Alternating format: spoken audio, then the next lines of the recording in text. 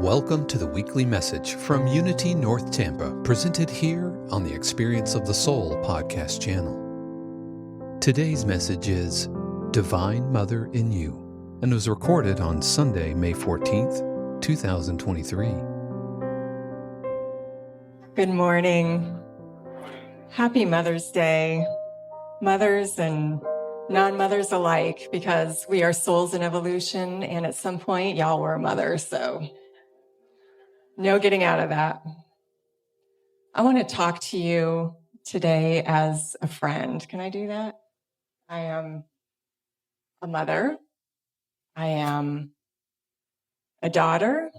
I am a friend. I am a sister. I'm a neighbor. I'm an ex-wife. I'm a girlfriend, which everybody knows now, apparently. So.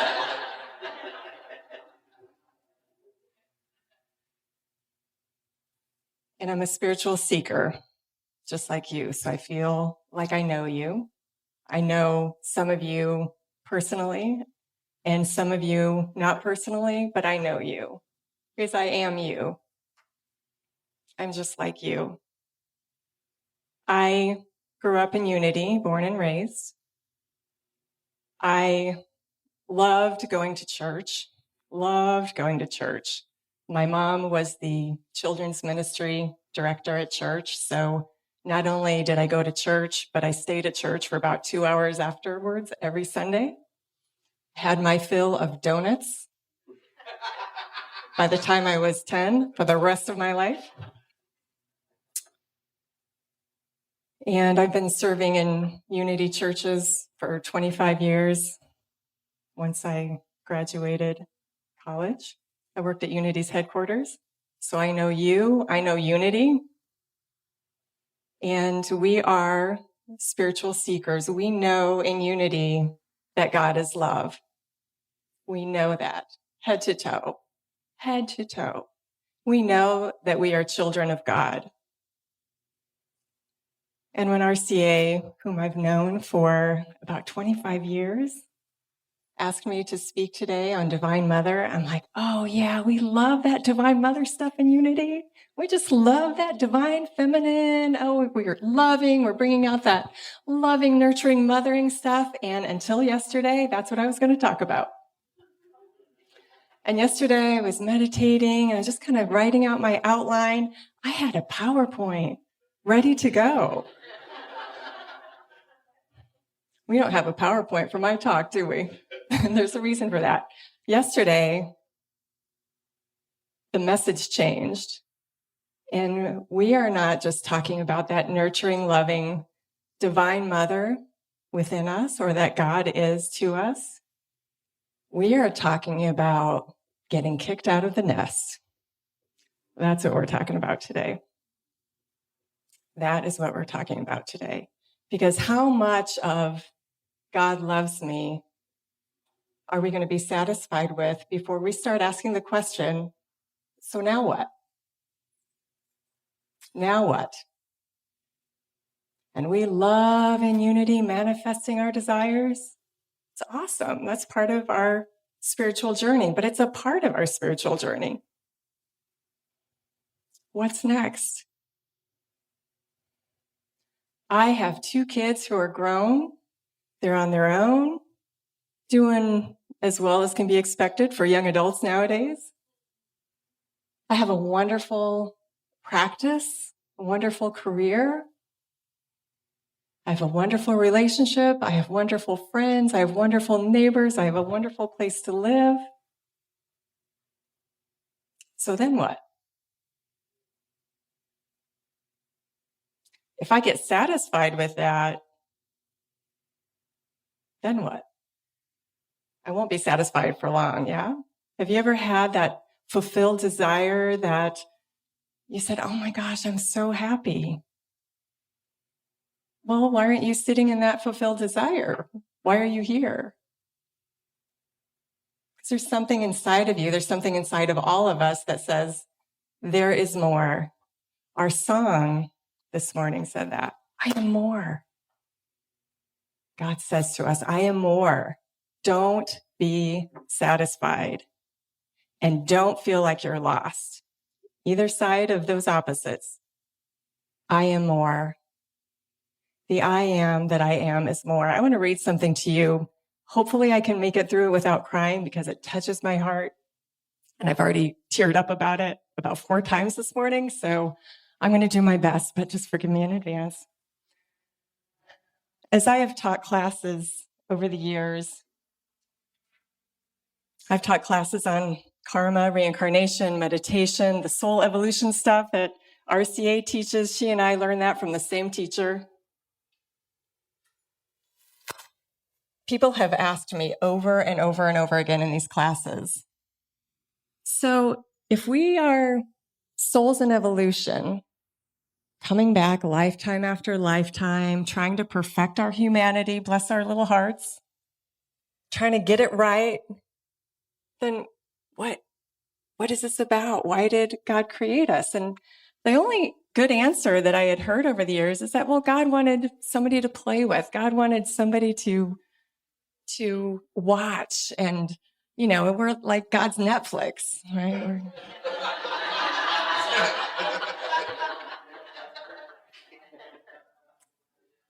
And then within this last year, I found this by someone named Meher Baba. Meher Baba is a spiritual being who has lots of writings out there. My spiritual teacher, Jane Elizabeth Hart of Center for Enlightenment, brings into simple language and simple practice Meher Baba's teachings. And Meher Baba wrote this about who we are. It's called What You Already Are. And this is either going to touch your heart like it does mine, or you're going to go, what is that lady talking about up there? Either way, just sit back and try to imagine what these words are saying. God is love, and love must love. And to love, there must be a beloved. But since God is existence, infinite and eternal, there is no one for him to love but himself. And in order to love himself, he must imagine himself as the beloved, whom he, as the lover, imagines he loves.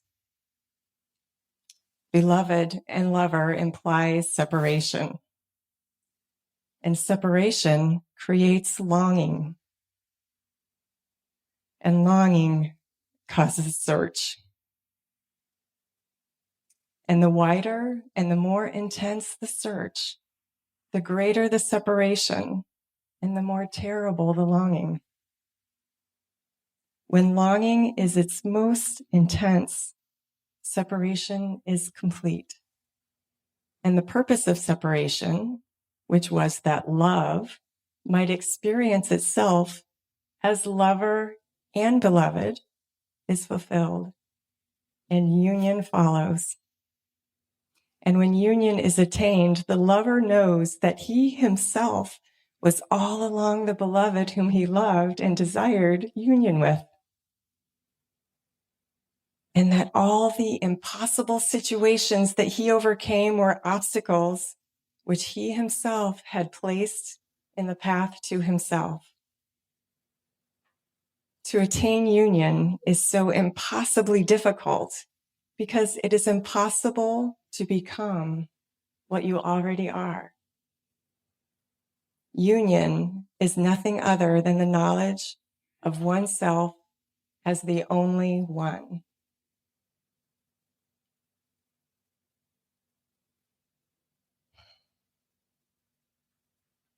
So why have we traveled all these lifetimes?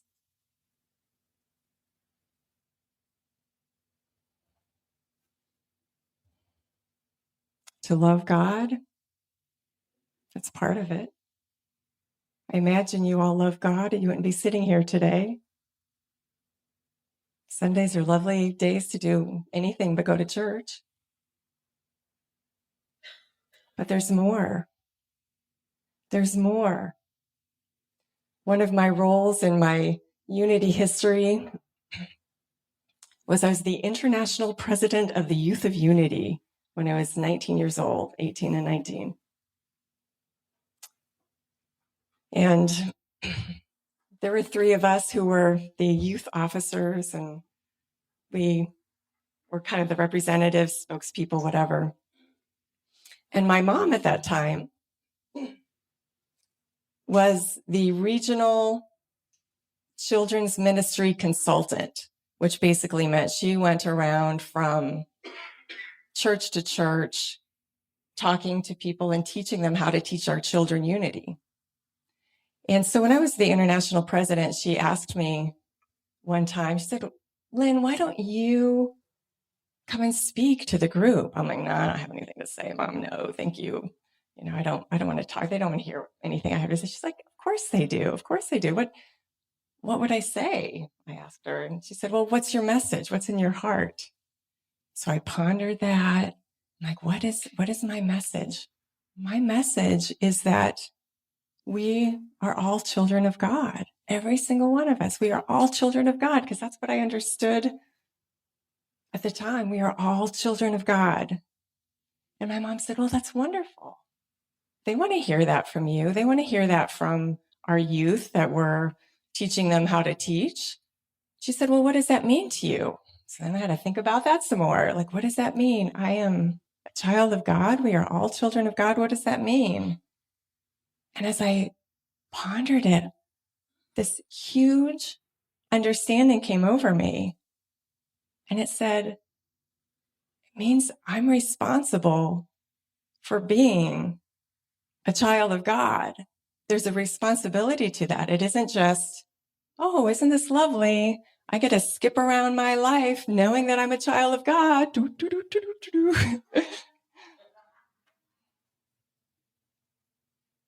I have to do something with that. That means I have to be kind. I have to be loving. I have to be accepting. These are all the things I understood at the time. But that was a huge realization for me. And it kind of made me cry at the time. It made me bawl my eyes out because it scared the bejeebers out of me. Responsible for what? What am I responsible for? But we are responsible for ourselves. We are responsible for saying, okay, God, you have been nurturing me up one side and down the other for lifetime after lifetime after lifetime. You've been sitting back, binge watching me, do good things, do not so good things, because we have done it all in our past lifetimes. If we can think about our soul evolution as a crescendo, where when we were first created and first in our first human lifetime, we had very little awareness. We had very little scruples. We had very little everything. And lifetime after lifetime, we've grown and developed. And every lifetime, we've crossed over at the end of that lifetime and we've gone, well, that didn't go so well. Let's regroup and try again. And so we formulate our next lifetime through our desires and our aversions and our abilities and our forgiveness needs and our support people and the people we don't like so much. And we gather all of them back again with us. Yes, we do. And we put them in the next lifetime and we try again. And yeah, maybe some things we do a great job with and some others we don't. And in the meantime, we're creating more karma for ourselves. And karma is what makes our reincarnation wheel go round. So we reach the end of a life, we regroup and we say, okay, one more time, try this again. And the problem is that we're creating our lifetimes from the sense that our job here is to perfect our humanity. But that is not possible because we are not really human. We are spiritual. So we are going to be living in these opposites of, oh my gosh, I got this right. And oh my gosh, I really screwed that up, ad nauseum, until we stop and we say, okay, there's got to be something more to this. And that is when we say, okay, God, wake me up. I want to know what's really going on. I happen to know a lot about my last lifetime. Why is a story for another day? But I do. I call her June Cleaver. And June Cleaver was the perfect mom. She had 3 kids. She was married. She sewed all of her clothing and her kids' clothing. I'm sure she was part of the PTA. Her kids were on the football teams, and her daughter sewed her own clothes. And oh my gosh, she was the perfect mother. She hated her father, but she went to church every Sunday. Loved God with all of her heart, loved Jesus, loved God. That was the most important thing to her outside of her family. She really hated her father. Did I mention that? Really? But loved God. I also know that my little June Cleaver crossed over and found out she had to go back. And she said, what? But I love Jesus. I was good. I sacrificed. I didn't drink. I didn't smoke. I loved my children. My husband was all right. My dad, we're not even going to talk about him. I have to go back? What? So I said, okay, I want to be born in unity where everybody is happy and the world is right. And I found out that even unity did not satisfy that for me, because there is more. And I'm not telling y'all not to come to church. Don't tell RCA that you heard me say that, because that is not what I'm saying. There's more, though. There's more. Don't you want to know who you are? Part of that process of knowing who we are is knowing who we are in this lifetime. Why am I Lynn? Why do I have the parents I have? Why do I have the drives that I have? Why do I have the aversions that I have? We have forgiveness needs. We have fears to overcome. And we have lots of illusions about what it means to be in this world. Because it's not just about getting what we want. And it's okay if you still have things that you want.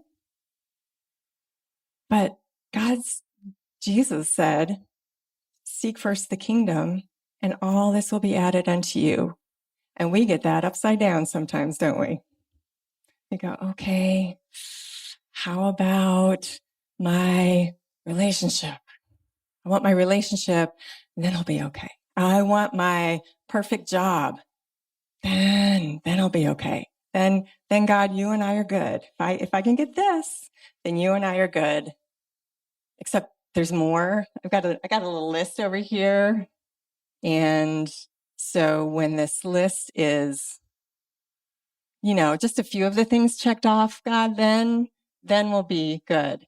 And God, in that infinite love, steps back and says, honey, I've got eternity. You can have as long of a list as you want to have. You'll have to keep coming back lifetime after lifetime to fulfill your list. And, you might be a millionaire, but you might not be satisfied being a millionaire, because that's the way the human psyche is kind of designed, is that there's something in us that knows there's more, and we misinterpret it to think there's more on the outside. So your millionaire lifetime might be awesome, but unless you know where that desire is really coming from, you're going to want to come back and be a billionaire, and that's fine. Lottery will be around for a while, probably. So, We got time. But don't you want to know sooner who you are? Don't you want to know sooner who you are? So how do we do that? We stop and we say that question, God, what do I need to do to know you in me, as me? Because it's so funny. For a lot of our journey, even on our conscious spiritual path, for a lot of our journey, it's about removing blocks from feeling that love within us, from loving others. A lot of that is, okay, God, you tell me what to do. I will do it. And I want to feel more peace. I want to be more connected within me, but there's still a separateness. So it takes a long time to unwind all that has been wound up over our lifetimes. Just because we were souls in evolution, we didn't know any better. I spent 3 months, probably, gosh, my life is now on, how old are my kids? So that happened when 20 years ago. Okay. 20 years ago, I spent 3 months on being mad at God. Like, you put me into this mess. I did not ask to be created as a soul in evolution. And now you want me to do all this forgiveness work and this letting go and this journaling. Didn't make any difference. I still had to do it. So I finally made peace with that. But we have work to do beyond getting what we want. We have work to do that is uncovering all the falseness of who we thought we were. And it's time. We are spiritual adults now. We need to be out of the nest. Out of the nest. When my youngest, I have 2 kids, when my youngest went off to school, months before he went off to school, I'm like, I am having a party. It's called an empty nest party. And I told my son, you can't come home from school on this weekend because this is my party and you are not invited. And we laughed about that together. And he told me later, he's like, yeah, my friends and I were talking, and a couple of my friends and one of them said to the other, yeah, we need to get our moms together because my mom is going to be a mess when I go off to school. And Jason, my son, kind of shakes his head and he said, my mom's having a party. I think she's going to be okay.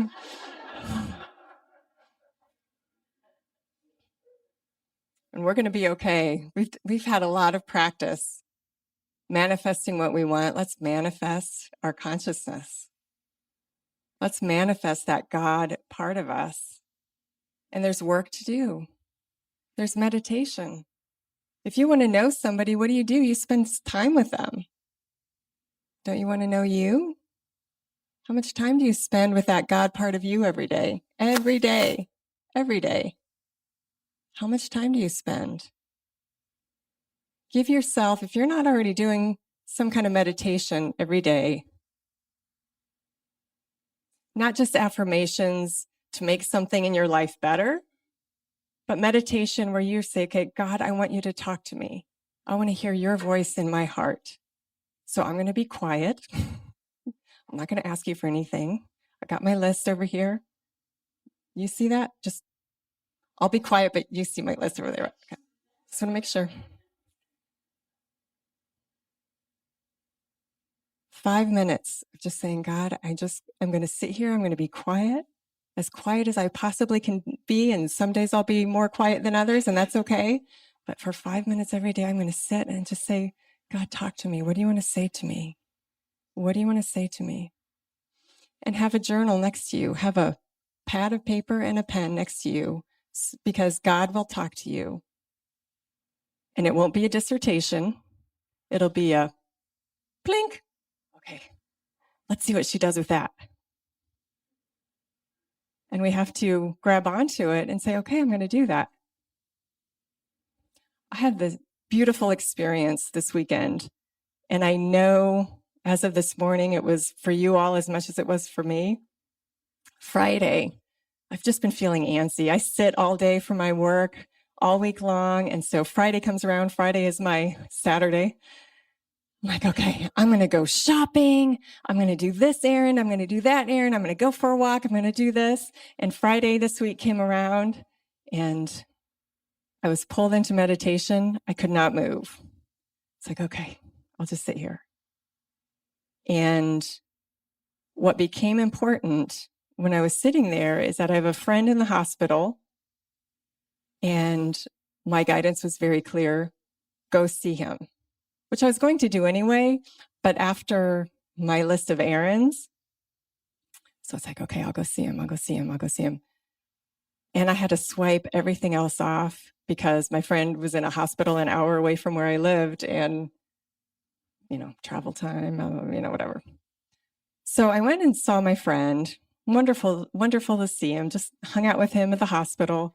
His son was there. I was able to meet his son. And he had just gotten news that his condition went from, oh, we just need to heal this infection that's going on, to we need to remove part of your lung.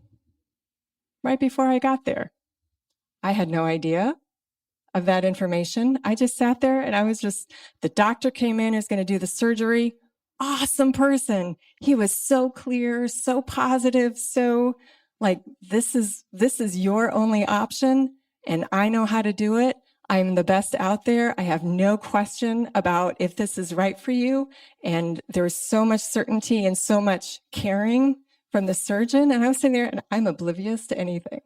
I'm just like, oh, okay, yeah, that's great. Yeah, he seems like he knows what he's doing. That's great. And we talked and we reminisced and this, that, and the other thing. And he's like, I'm so glad you came. Because if I had heard that any other time, I would have been a mess. And I still didn't get it. I still didn't get it until after I left and I was kind of piecing back our conversation. It's like, oh, so he went from thinking a few more antibiotics, he's out of there going home, to they need to take out part of his lung. Got it. And so I knew I was there as the reassurance for him. All I did was sit there and laugh with him and talk with him and hold his hand and just be there with him. And I got 2 text messages. He's in my meditation group. And I got 2 text messages from 2 different people yesterday. The first one saying, oh my gosh, he was so grateful you were there. He did not stop talking about how much it meant to him that you were there. And it was the perfect timing. And then the second text message, same thing. Oh my gosh, it meant so much to him that you were there. And it made a huge difference in his transition in that process. I had no idea. I just enjoyed being there. And I was in the flow of my intuition. I was in the flow of my guidance. There were 50 other things I wanted to do that day, but I just knew that was the most important thing. How do we know those things? Because we develop that intuition. Our intuition is, my spiritual teacher, Jane Elizabeth Hart, talks about intuition as like another arm. We've got another set of arms we're not using because we're not listening. And the more we practice listening, the more our arms grow, that extra set of arms, so we can do more. We're in the flow. Things are easier. How many times have we prayed to God, oh, please just lighten up, lighten things up in my life, make it easier? Well, we're the ones who make it hard because we're not listening. And that's fine. That's fine that we haven't been listening, but now it's time to get out of the nest and listen. It's time to get out of the nest and listen to that God part of you that is talking to you all the time. All the time. Listen every day. Write it down. Do your forgiveness work. Do your forgiveness work. That person who is pushing your buttons is there because you need something healed in you. Whether that's an aspect of humanness that they're representing to you, that is part of your history, maybe not in this lifetime, maybe in some other lifetime, but that is reflecting something in you that needs to be released. And that person is the stand-in, is the poster child for what that represents in you. Do your forgiveness work. Because if not, that's on the list. We've got our list of desires, which is the fun thing to think about, but we have our list of things we need to take care of too. And if we don't do it this lifetime, we bring that into the next lifetime. So let's just do it now. Do it now. Do it now. So I am the representative of your divine mother who is watching over y'all and says, okay, out. Get out of this idea that it's all supposed to go your way and listen. If you want to let go and let God, like we love to say in Unity, let go of your ideas of how your life is supposed to go and what's going your way and what's not going your way, and listen and let God guide you and bring unto you all the things you really want, but in a better way, an easier way, a more peaceful way. I know RCA talks about Center for Enlightenment. I don't know how often, occasionally, whatever, but I invite you to check it out. It's just centerforenlightenment.com. This is the infomercial part of the talk. Nobody's paying me. I'm doing this because Jane is my spiritual mom. She has this little book that is free. You probably have it in the bookstore, so I shouldn't have told you it was free. But if you like it and they run out of them in the bookstore, you can go onto the website and order it for free. You'll be on the mailing list, but you can get off of it, if you want. But this little book will teach you the tools you need for listening to yourself more and more and more. And I wish I had more time to talk about it, but just get the book and then give me a call. We'll go out to lunch and we'll talk about it. It is, thank you. It is Spiritual Power Tools, Support for Your Soul. Spiritual Power Tools, Support for Your Soul, and it is truly support for your soul. And we are going to now give our soul some extra support through meditation that Greg is going to lead. Thank you for your time today.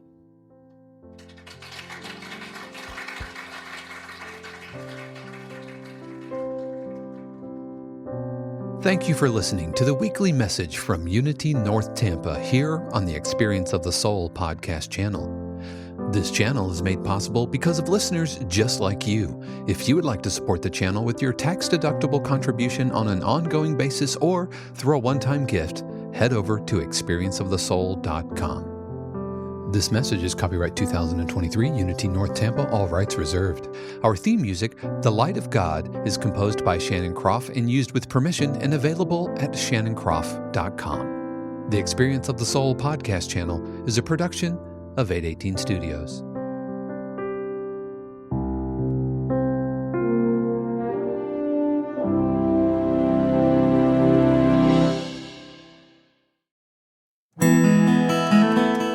Hey friends, Sean here, your Experience of the Soul producer.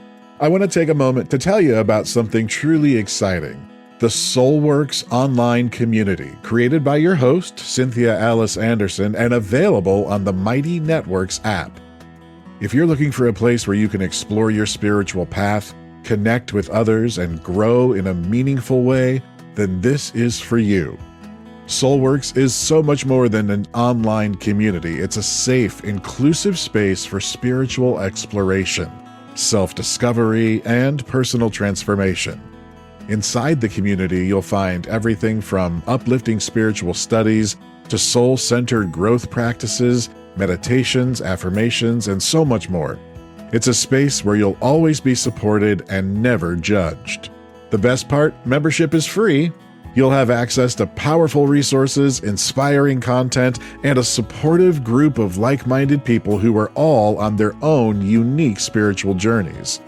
And if you're ready to dive deeper, there are premium options available to enhance your experience with a live Monday night talk series and extended, deeper meditations.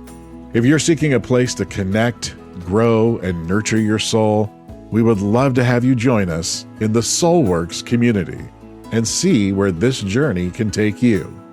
Visit my.soulworkscommunity.com today.